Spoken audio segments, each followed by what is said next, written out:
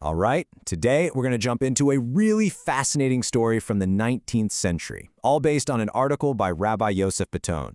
And believe me, it's a story that seriously challenges a lot of what we think we know about faith, conversion, and Judaism itself. And just so you know, everything we're about to cover comes from a publication by the soysefardi.org portal.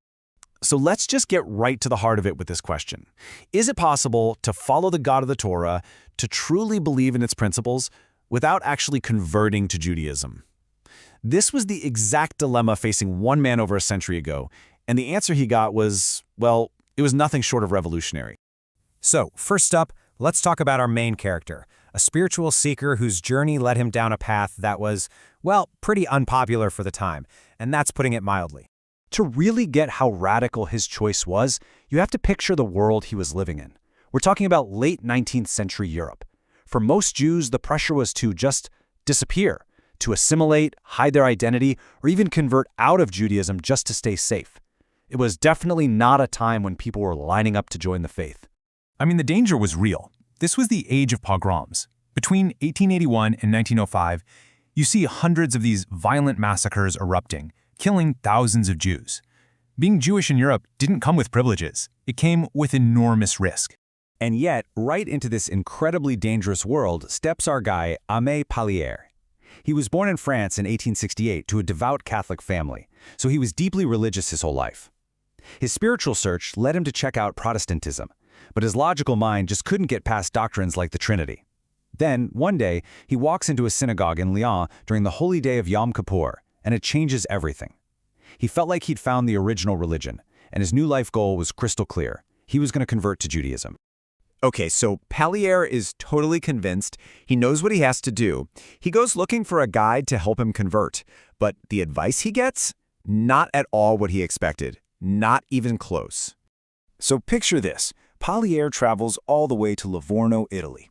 He's there for one reason, to meet the famous and wise Rabbi Eliyahu Benamozegh and officially declare his intention to become a Jew. He was all in. He's probably thinking he'll be welcomed with open arms, right? Guided through the process.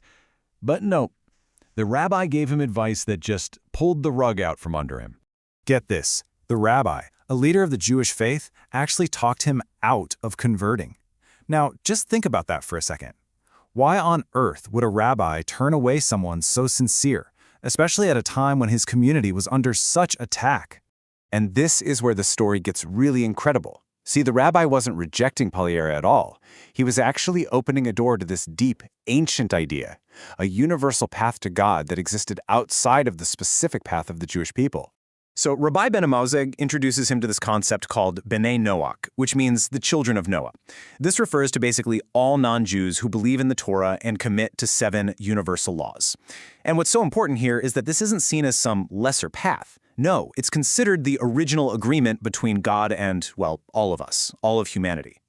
The rabbi explained that this Noahide covenant was a complete spiritual path for any non-Jew. You know, a way to fulfill God's will and achieve what we might call salvation, a place in the world to come, all without having to formally convert. This was huge.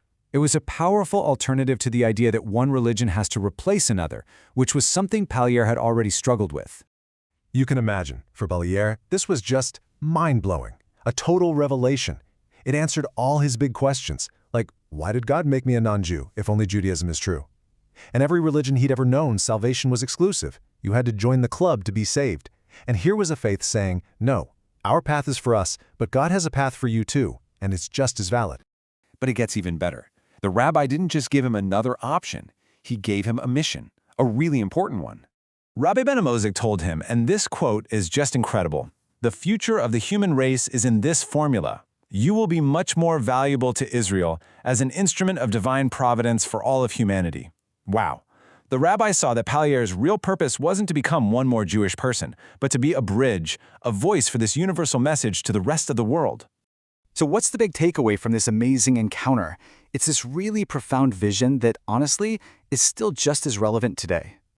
Okay, so let's break this down. On one hand, you have what we could call conversion-based faiths. They tend to have one exclusive path for everyone. You have to become a member to be saved, and they often claim to replace whatever came before. But then you have Rabbi Benamozegh's model. It's totally different. There's a specific covenant for Jews, sure, but there's also a universal one for all of humanity that honors that original pact with God. And that really leaves us with something to think about, doesn't it? In a world that's so often divided by religion, with everyone claiming they have the only way, what if the truest faith was one that didn't demand everyone else join it? The source cited in the original publication for this is halajah.org. And hey, if you want to dig deeper into this, and I really recommend you do, the history is all there. You can check out Rabbi Benamozegh's own masterpiece, Israel and Humanity, or read the story from Palliere's perspective in his memoir, The Unknown Sanctuary. Thanks so much for tuning in. This explainer has been a publication of the soysefardi.org portal.